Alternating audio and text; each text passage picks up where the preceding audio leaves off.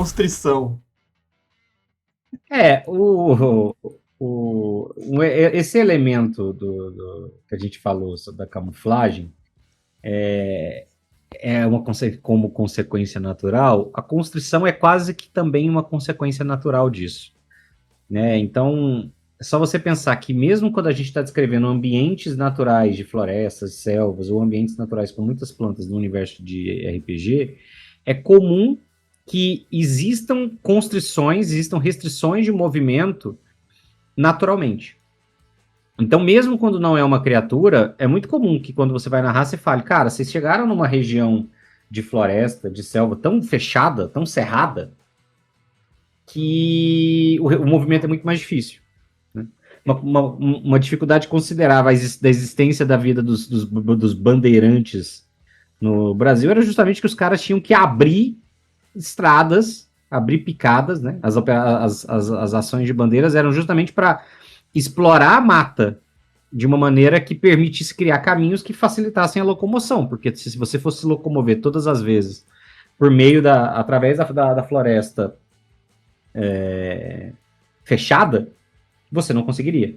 Né? Isso dificultaria muito o movimento. Então, uma parte considerável do processo de exploração da vida selvagem é justamente você reduzir a densidade da floresta para isso. Então, é natural que as plantas, que as criaturas do tipo planta, se beneficiem disso, dessa característica natural da composição física, biológica delas, para utilizar esse efeito. A única diferença é que você passa normalmente a expandir isso de uma questão passiva para uma questão ativa.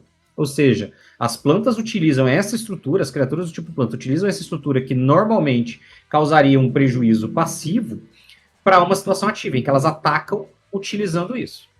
E aí essa construção ela é reforçada, ela é aprimorada para ser um elemento. E aí, cara, como um elemento mecanicamente falando, construção é um elemento bastante poderoso, né? Você tem uma, quando a gente está falando especialmente de RPGs de combate tático, D&D, Pathfinder, etc., movimentação é um elemento crítico, né? Quando você está falando de storytelling, foda-se. Mas em sistemas de combate tático, a movimentação é um fator crítico. E a restrição de movimento é algo com implicações maiores do que às vezes as pessoas pensam. Então, uma planta ser capaz de restringir o movimento de um personagem específico, impedir que personagens entrem em contato um com o outro, ou impedir que um personagem chegue, um personagem de corpo a corpo, chegue num local específico, X, é muito forte. Pode ser muito forte. E esse é um elemento que as plantas utilizam com frequência. É uma coisa muito, muito relevante para a estratégia. Então, quando você estiver pensando mecanicamente em como utilizar um personagem do tipo planta, a possibilidade dele realizar ações de construção tem que ser considerada. A gente vai entrar em outro ponto mais à frente que eu vou falar, do ponto da questão de raciocínio ou de pensamento estratégico para isso. Mas, de qualquer maneira, a construção vai ser utilizada pela criatura para se dar algum tipo de vantagem tática nesse sentido. E aí você, como mestre, tem que pensar em como executar isso da melhor maneira possível para beneficiar a criatura e prejudicar os personagens, obviamente. Que é inegável, né? Tanto que tem a magia, constrição, para que seja executada. Você tem o controle de área, você diminui o deslocamento, você diminui visibilidade, você aplica dano. Tem algumas variações dependendo da magia do sistema, que ela aplica veneno, que ela pode ser feita de maneiras diferentes, ou seja, é, é a vantagem natural das plantas quando você vai tratar de área, né? Inclusive tem magias que deixam as plantas mais densas. Aí imagina o seguinte, você está andando ali e não são plantas que vão crescer o pé das pessoas e vão segurar, mas são arbustos que estão ali no meio de uma mata ou perto de um jardim. A pessoa passa pelo arbusto, se esconde atrás do arbusto, tenta se movimentar por ali e ele tem certa dificuldade porque no arbusto você tem os galhos internos ali, você tem as folhas, então você tem essa dificuldade para passar. Agora imagina isso daí numa criatura tipo planta, num monstro tipo planta.